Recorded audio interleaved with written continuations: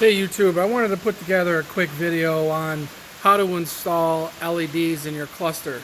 Right now, of course, it has the standard bulb in it. Sometimes they don't get as bright as you want, or maybe you want to change the colors, maybe to match accessory lighting, radio, however you want to do it.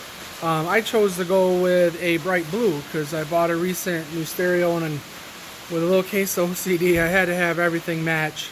So I went ahead and started installation. So I'm going to make this real simple. It's a super simple process, but if you don't know how to do it and you wanted a quick video on what it's going to entail, here you go. We'll start with the tools you're going to need is definitely a stubby screwdriver. There's a couple tight spots. It's going to be a Phillips screwdriver, so stubby Phillips. And then from there you'll probably need a pair of needle nose pliers. And that's basically about it. It's quite easy. I will also, at the end of the video, post a link in the description of the LED kit I bought. I believe it was around $10. Super cheap. Comes with the twist and lock connectors that you'll need for this style Jeep. Again, like I said, I'll post that link in the description. That was around $10. So the whole conversion is only going to be about probably $10 and maybe half an hour worth of your time. And I think it gives a really nice update to your Jeep or whatever you're doing this in. All right. Okay, the Jeep's a 2004 Wrangler Sahara, but most all these TJs, I'm positive, are about the same exact way. You might run into a time when you may have a different connector. I believe some you pull the cluster out and it pulls it away from pin connectors, and that's it. And I know then there's this way, but pretty sure it's going to be either way. But either way, it's going to be simple. So obviously, as you can see here, I already have the cluster out. I just wanted to save you from all that, so I wanted to go ahead and now show you what screws you're going to need to remove and how many. Again, like I said, it's going to be a stubby Phillips screwdriver. So you're going to have one screw here. You'll have one screw right here. This third screw will be here. Okay, start with those after you remove the move your trim panel that's going to be across the top here. Okay, then you're going to want to move on down here. And you're going to want to remove, there's going to be a screw here and a screw here that's going to remove this trim piece. Once you have that trim piece removed, everything is going to be super easy. At that point, you're going to want to remove, the cluster will be sitting here, and you're going to want to remove, I believe it's like 4 screws. It's going to be like one here, there's going to be one here, there's going to be one here, and one here. At that point, you're going to be able to remove the black trim piece that's going to be over the top of the cluster. That will expose the cluster where you'll be able to remove 2 more screws to hold that cluster in. Once that's removed, pull the cluster away from the dash. You will see these 2 connectors here and here. Okay, these are type the push pin lock type style connectors. So super easy. Pull those out. Head to your workbench with your cluster. One more thing before you do just make sure you do some final bench testing before you install your cluster back into your dash. Some of these are, you will need to match up positive with negative on your terminal and your post there that you could see in your cluster circuit board there. So what you may want to do is you may want to get a 12-volt supply, like you're going to get a regular car battery, or even just use the car battery right off of your Jeep or whatever vehicle you're working on, and run 12 volts positive and negative to the underside here and test which way is positive, which way is negative. On those 2 posts there. That's if you run into a situation where you get these installed and you find that maybe one of the lights isn't working. That right there is going to be the reason why a bulb isn't going to be lit up. It's because you have reversed the polarity. Okay, I'm going to go ahead now and remove one of the twist and locks from the original.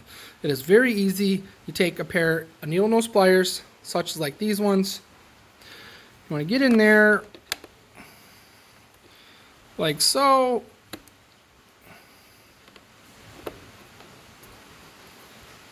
Give it a twist like that, and it will literally pop right out, and that's what you'll have. As you can see, these are just regular clear glass bulbs with a blue protective coating on it, so that I imagine so they're not so bright in the cluster display.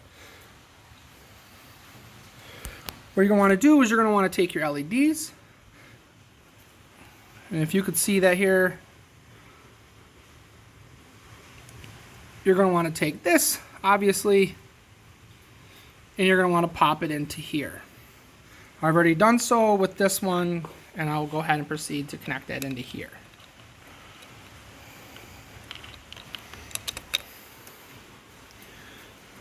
Pop it in like so, and again, give it a twist, and you've set it. It is literally that easy. So you'll want to do the remaining 4. 1, 2, 3, and 4. Once you have all those done, at that point, you're going to want to reverse the process by installing the cluster back into your dash. Okay, sitting here in the Jeep, I'm all done with the project. I got everything tied up, back together. One thing I did find, though, going through the final process of installing it, is that the LEDs, you will need to be specific and test for positive and negative, and, well, you know, positive and ground, just to make sure that you're going in the right direction into the board. It's not too big of a deal once you get everything in there, and you think it doesn't matter whether you get them all in there or not. Get them all in there, plug it all, just plug in the white solid connector in the back of the instrument cluster. If you see any dead spots in your cluster, obviously that one bulb in that area just needs to be flipped around. You don't need to take out the bulb, just the socket in the bulb, twist it, go in the other direction. Sure you'll be able to figure it out. Once that's done, you should be good to go, and just make sure there's no dead spots.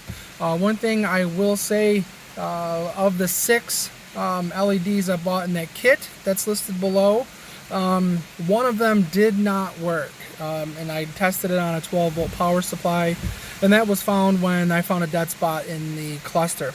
Put in the 6th one that come with the kit, tested it, everything worked perfectly fine. So maybe if you want to bench test them all with a 12-volt power supply before you do go this far, it'd probably be worth your time. Alright, so let's see what this looks like. I'm going to flick on the lights, and we'll see what it looks like.